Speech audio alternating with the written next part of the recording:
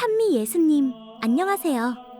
오늘은 성경의 기록을 이어 교회 역사 속에서 처음으로 남겨진 기적, 바로 사도행전 3장, 베드로와 요한이 일으킨 치유의 기적을 묵상해 보겠습니다.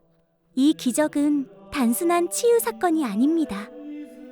예수님의 승천 이후 그분의 사도들이 예수님의 이름 안에서 어떤 권능을 받았는가를 세상 앞에 처음으로 드러낸 교회의 첫 번째 공식 기적이기 때문입니다. 초대 교회의 시작은 기도와 성령의 불꽃에서만 비롯된 것이 아니라 하느님의 살아있는 능력이 눈앞에서 드러나는 사건에서 비롯되었습니다. 사도들의 손을 통해 예수님께서 다시 움직이시기 시작한 순간 세상은 새로운 역사의 문턱에 서게 됩니다. 예루살렘 성전에는 아름다운 문이라고 불린 미문 뷰티풀 게이트이 있었습니다. 그 문 앞에는 태어날 때부터 걷지 못하던 한 남자가 날마다 누워 있었죠. 그는 성전 안에 들어가지 못했습니다. 유다인 관습에서 육체의 결함은 종종 부정함의 표로 여겨졌고 그는 평생 성전의 한 구석에서 다른 사람들에게 동전을 구걸하며 살아야 했습니다. 그날도 그는 사람들을 바라보며 조용히 손을 내밀었습니다. 그저 한 끼를 해결할 동전 몇 개를 바랐을 뿐이었습니다. 그 시각 사도 베드로와 요한은 오후 3시 기도의 시간에 맞춰 성전으로 올라가던 중이었습니다. 예수님 곁에서 가장 가까이 있었던 이 두 사도는 예수님의 부활과 승천 이후 성령의 불을 받고 이미 완전히 다른 사람이 되어 있었습니다. 겁 많고 흔들리던 제자들이 하루아침에 담대해진 것이 아니라 성령이 그들 안에서 새로운 심장을 주셨기 때문입니다. 그들이 성전에 들어서려 하자 문 앞에 불구자가 손을 내밀며 도움을 구합니다. 베드로는 자기 앞에 있는 남자를 그저 불쌍한 사람이 아니라 예수님께서 사랑하신 한 영혼으로 바라봅니다. 그리고 역사적인 한 문장을 말하죠. 은과 금은 내게 없지만 내가 가진 것을 주노니 나자렛 예수 그리스도의 이름으로 말하노니 일어나 걸어라. 이 순간 베드로는 돈을 주지 않았습니다. 그보다 훨씬 큰 것을 주었습니다. 그것은 예수님의 이름이었습니다. 그리고 이 이름은 예수님께서 직접 제자들에게 약속하신 구원의 권능을 담고 있습니다. 내 이름으로 기도하면 내가 이루어 주겠다. 예수님의 승천 이후 그분의 이름으로 일어난 첫 번째 공식 기적이 바로 이곳에서 일어난 것입니다.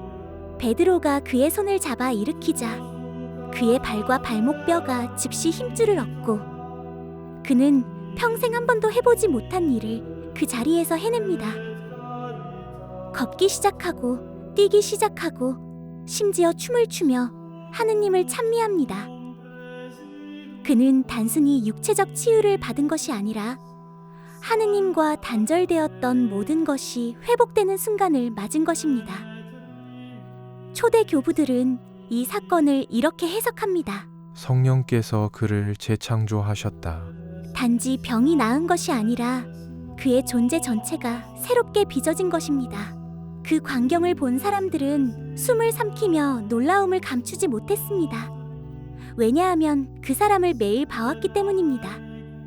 성전 미문 앞에 그 불구자, 수십 년 동안 움직이지 못했던 그 사람, 그가 사도들의 한마디에 벌떡 일어나 춤추고 있는 것입니다.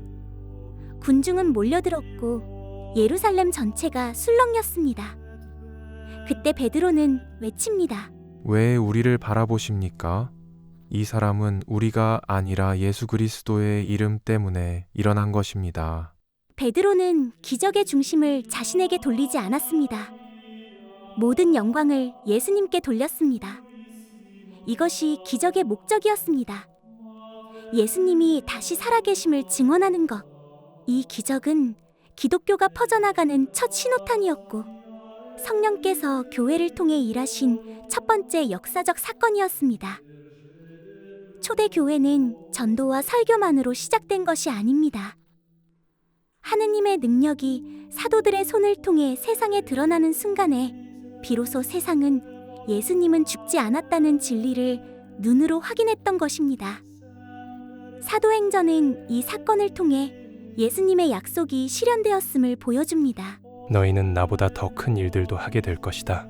초대교회는 이 기적 이후 기하급수적으로 성장하기 시작했고, 박해 속에서도 하느님의 능력은 계속해서 성인들을 통해 드러났습니다.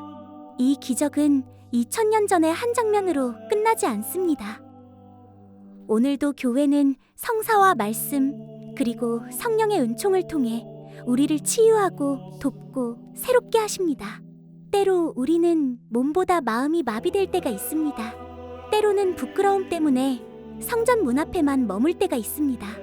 때로는 하느님을 바라보면서도 동전 몇 개만 주세요 라고 너무 작은 것을 청할 때가 있습니다. 그러나 하느님은 우리가 생각하는 것보다 훨씬 큰 것을 준비하십니다. 일어나 걸어라. 이것은 초대교회만의 말이 아니라 오늘 우리를 향한 예수님의 말씀입니다. 이 기적은 이 한 문장으로 요약됩니다. 예수님의 이름은 살아있다. 예수님의 이름은 오늘도 세상을 치유하는 능력이고, 두려움을 몰아내는 방패이며 절망을 일으켜 세우는 손길입니다. 초대교회가 하느님의 능력으로 시작되었다면 우리의 신앙도 그분의 능력 안에서 다시 시작될 수 있습니다. 지금도 우리를 붙잡아 일으키시는 예수님의 손길을 조용히 묵상해 봅니다.